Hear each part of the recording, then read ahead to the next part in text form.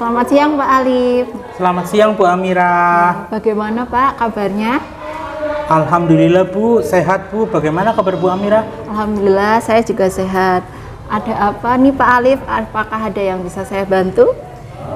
Iya nih Bu, saya kan akan melakukan coaching Bu dengan Bu Aminah. Apakah saya boleh meminta tolong sama Bu Amira untuk jadi pengamat Bu atau pemantau gitu keterampilan saya sebagai coach? Saya sih berharap Bu, coach saya nanti bisa merefleksikan pengalamannya dan dapat mengambil makna serta pembelajaran Bu biar lebih baik di kesempatan selanjutnya gitu. Wah, luar biasa sekali nggih Pak Alif. Ya Pak, saya bersedia menjadi supervisor Bapak. Kira-kira untuk rubrik penilainya bagaimana nggih Pak? Nah itu Bu, untuk rubrik penilaiannya itu sesuai dengan tiga kompetensi inti coaching. Yang selama ini sih saya menggunakannya alur Tirta Bu.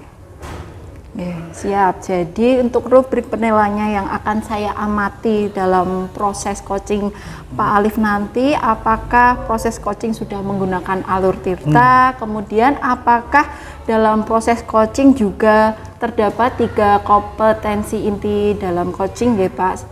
Ada kehadiran penuh, mendengarkan secara aktif, dan juga apakah Bapak memberikan pertanyaan yang berbobot gitu nggih Pak? Nggih Bu, sepakat Bu. Oke, siap Pak. Kira-kira keterampilan coaching apa yang akan Pak Alif kembangkan? Kompetensi yang ingin saya kembangkan pada coaching saya kali ini, yang pertama itu kehadiran penuh Bu. Lalu yang kedua itu saya ingin mengembangkan mengajukan pertanyaan yang berbobot Bu. Itu. Terus yang ketiganya mendengarkan aktif.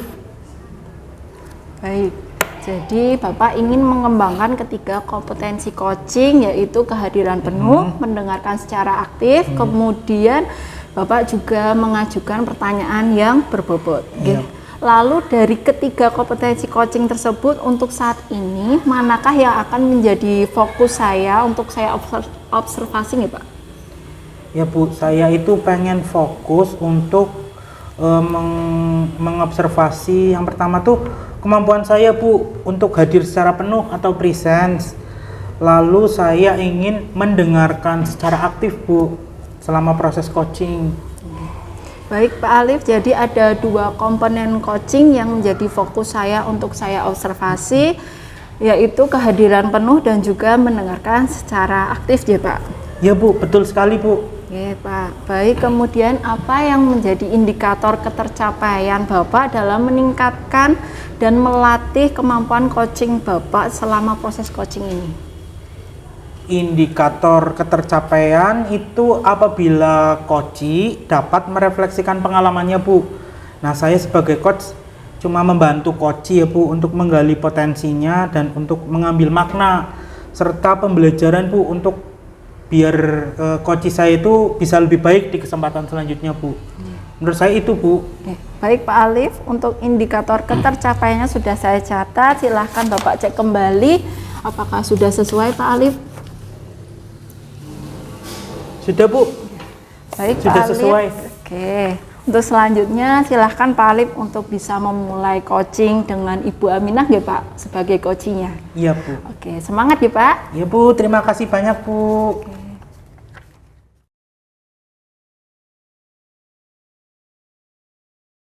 Assalamualaikum warahmatullahi wabarakatuh. Waalaikumsalam Pak Alif. Apa kabarnya Bu? Alhamdulillah hari ini saya baik dan sehat Pak. Alhamdulillah ya, kita bisa duduk berbincang-bincang sebentar sekitar 10 sampai 15 menit. Baik. Boleh minta waktunya Bu? Kita ngobrolin tentang kesepakatan kelas. Oke, baik Pak. Jadi begini Pak, kemarin kan kita habis dapat materi mengenai disiplin positif, khususnya tentang proses bagaimana sih membentuk kesepakatan kelas dengan anak-anak gitu ya Pak. Nah tentunya kita kan juga sudah mencoba di kelas. Nah saya ingin berbincang-bincang lebih dalam lagi mengenai kesepakatan kelas itu Pak. Oke deh Bu, jadi di kesempatan ini saya ajak refleksi tentang kesepakatan kelas ini, Bu. Ya. Tujuannya sih simpel, Bu. Ya. Kira-kira dari yang sudah kita pelajari ini, sejauh mana sih kesepakatan kelas yang panjenengan itu terapkan? Nah, kita ngobrol aja, Bu, sedikit-sedikit aja. Ya. Kira-kira gimana nih, Bu? Kita sepakat dengan topik pembicaraan kita? Oke, jadi topik pembicaraan kali ini refleksi tentang pelaksanaan kesepakatan kelas di kelas kita, Pak. Nah, setelah kita sepakat tentang topik pembicaraan kita, semoga hasil pembicaraan kita bisa diaplikasikan panjenengan. Ya, mudah-mudahan ya Pak ya. Kita bisa mengaplikasikan kesepakatan kelas tersebut di kelas dengan lebih baik lagi, Pak. Kalau boleh tahu nih, Bu, ceritakan sedikit saja hal apa saja sih, Bu, yang berkaitan dengan kesepakatan kelas? Kalau kesepakatan kelas yang saya lakukan, yang jelas kalau dari materinya ya Pak ya, banyak pengalaman juga Pak dan ilmu baru mengenai bagaimana sih sebetulnya membentuk keyakinan kelas, prosesnya itu bagaimana. Karena dari pengalaman yang dulu kita kalau lihat hanya sekedar lihat contoh yang ada di internet, yang ada di medsos itu kan seperti itu ya Pak ya. Nah tapi ternyata setelah kita pelajari di pembelajaran kita di kegiatan guru penggerak itu ternyata oh gini loh prosesnya yang betul, jadi seperti itu. Dan saya berusaha untuk melaksanakannya juga di kelas saya gitu Pak. Oke, menarik nih Bu. Selanjutnya ini perasaan apa yang muncul di benak panjenengan nih Bu setelah mempelajari kesepakatan kelas itu? Ya, boleh diceritakan sedikit? Saya lebih senang karena mendapat pengetahuan baru dan lebih tercerahkan dengan proses yang tadi itu ya Pak. Dan antusias serta berusaha untuk saya mencoba untuk menerapkan di kelas saya gitu Pak. Oke. Panjenengan mendapat ilmu yang bermanfaat ya Bu? Ya, bermanfaat sekali.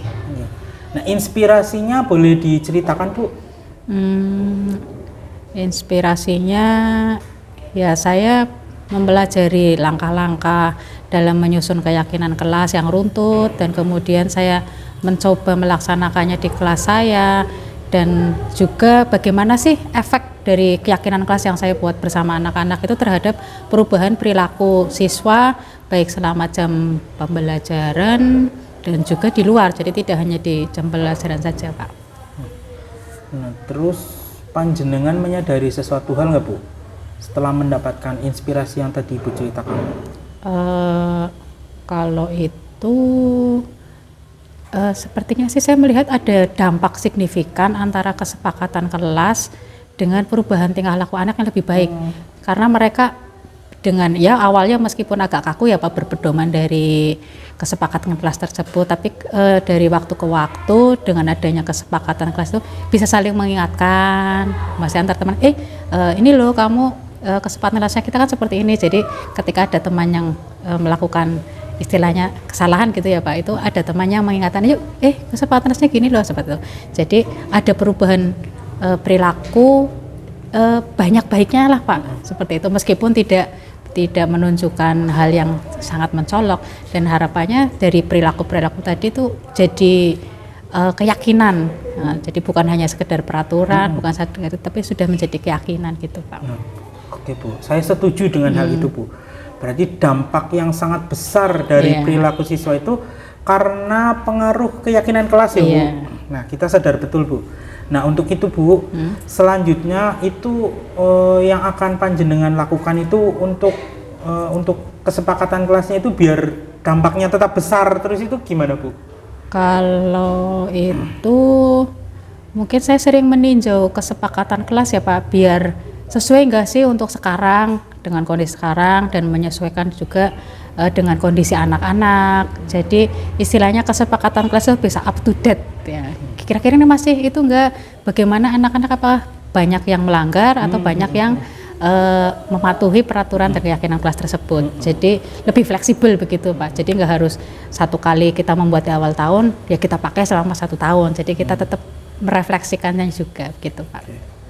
Wih. Tak terasa ya Bu, kita sudah berbincang-bincang banyak dari tadi. Nah, dari hasil pembicaraan tadi yang banyak sekali hal yang dapat saya gali dari jenengan.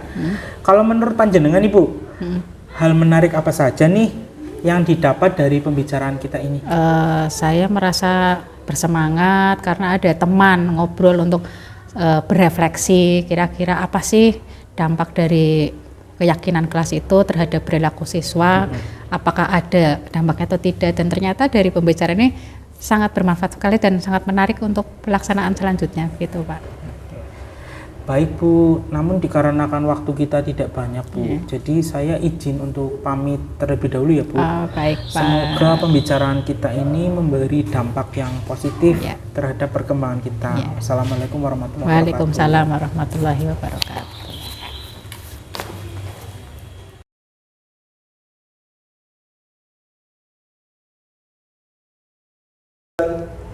Alhamdulillah proses coaching sudah selesai ya Pak. Bagaimana perasaannya Pak Alif? Iya Bu, alhamdulillah saya merasa lega sekali Bu. Oh, baik Pak Alif, menurut Bapak kompetensi apa yang sudah Bapak lakukan selama proses coaching tadi Pak? Selama proses coaching tadi, saya rasa saya sudah menggunakan alur tirta Bu. Saya juga sudah hadir secara penuh dan mendengarkan coaching secara aktif. Oke, apa yang membuat Pak Alif menilai demikian? Ya, saya merasa tadi saya sudah bisa membantu Bu Aminah untuk merefleksikan pengalamannya Bu, lalu membantu Bu Aminah untuk bisa menentukan makna serta pembelajaran untuk supaya Bu Aminah bisa menjadi lebih baik Bu di kesempatan selanjutnya.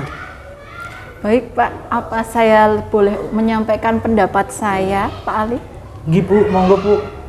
Oke Pak Alif, saya juga sependapat dengan Bapak bahwa Pak Alif sudah hadir secara penuh, kemudian Bapak juga sudah mendengarkan secara aktif, bahkan Bapak juga memberikan pertanyaan yang berbobot yang membantu Bu Aminah untuk mengembangkan potensinya melalui pertanyaan dari Bapak, yaitu salah satunya Bapak mengatakan yang panjenengan lakukan untuk menjaga keyakinan kelas agar tetap berdampak besar itu apa?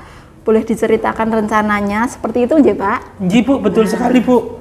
Oke Pak Alif, namun ada beberapa hal yang mungkin Pak Alif masih bisa kembangkan lagi dalam proses coaching. Bapak bisa menggali lebih dalam lagi alur tirta, terutama dalam tanggung jawab ya Pak.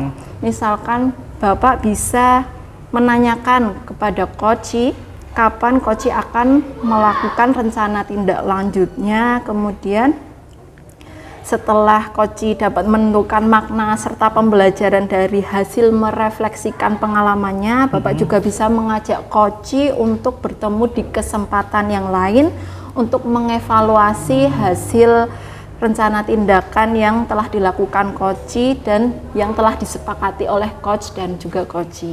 Iya Bu, betul Bu. Tadi saya belum menyepakati untuk mengevaluasi hasil rencana tindak lanjut coach. Oke, baik Pak Alif. Lalu apa rencana tindak lanjut yang akan Pak Alif lakukan untuk meningkatkan kemampuan Pak Alif dalam proses coaching?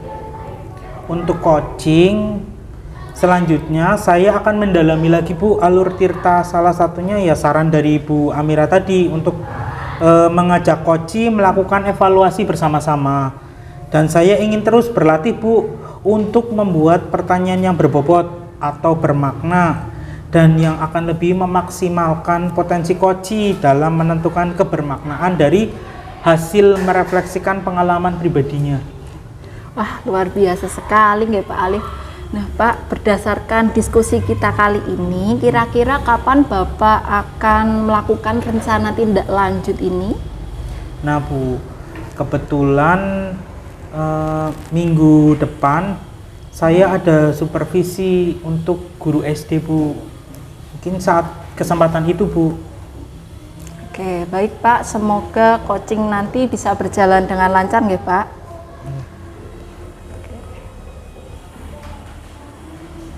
Oke, Pak Alif, apa yang Bapak dapatkan dari supervisi kita kali ini? Saya mendapatkan banyak sekali Bu. Selain saya berlatih coaching, saya juga dapat menilai kompetensi menurut penilai saya pribadi dan juga berdasarkan pengamatan orang lain. Nah tentunya Bu, ini akan membuat saya yakin akan posisi saya dan apa yang perlu saya perbaiki lagi Bu. Oke, betul sekali Pak Alif. Mari kita sudahi kegiatan ini ya Pak. Terima kasih Bapak sudah memilih saya sebagai supervisor. Tetap semangat untuk berlatih dalam menjadi coach ya Pak. Selamat siang Pak Alif. Onji Bu Amira, selamat siang.